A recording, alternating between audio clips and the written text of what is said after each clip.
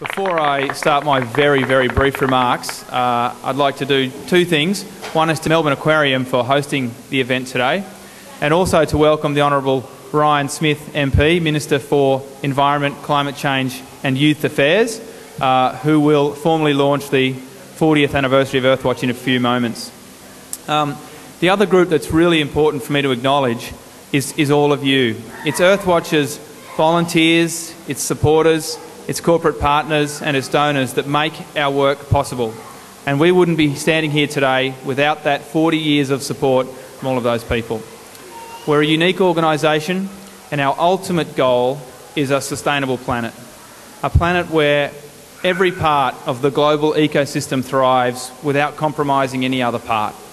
And where all people have sufficient food, health, water and education.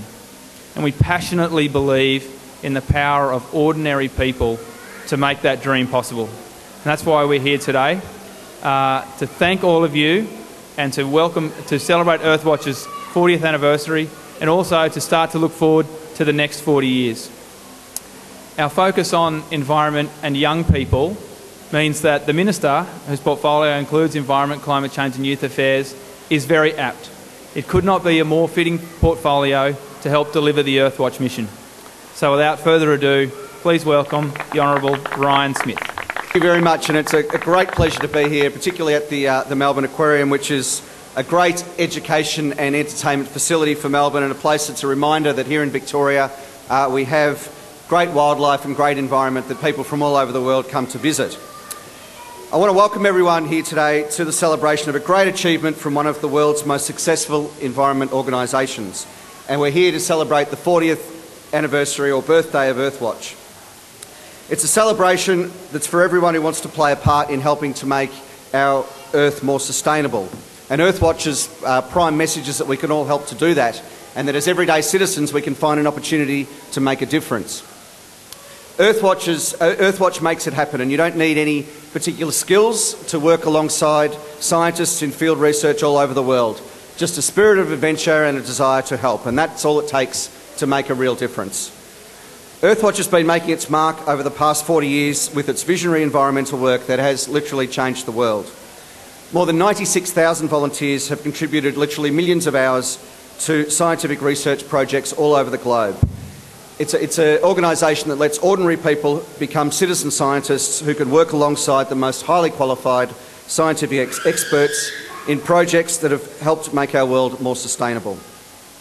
From teenagers to senior citizens here in Australia and around the world, volunteers have been conducting biodiversity surveys, surveying animals at night with spotlights, deploying cameras to identify and determine animal populations, tracking animals and performing many other tasks that involve collecting and recording data.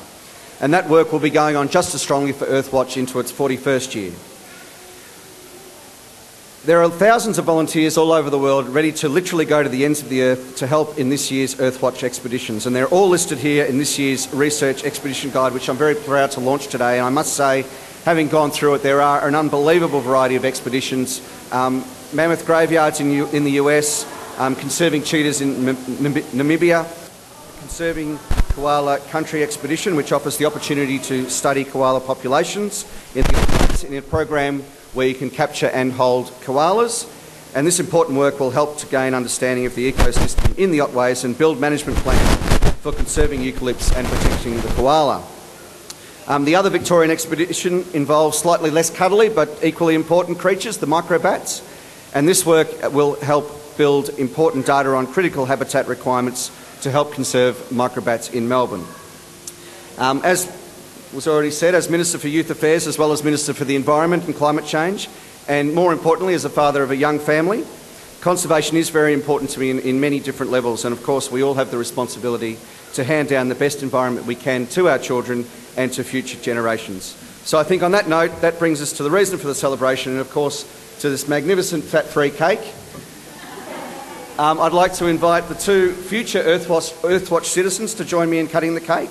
And I'd like to introduce to everyone Harriet, whose 4th birthday it is today. Happy birthday. And to Lila, whose birthday it isn't, but I'm sure she'll enjoy the cake. So can I ask Lila and Harriet to come forward and help me cut the cake? Thank you very much.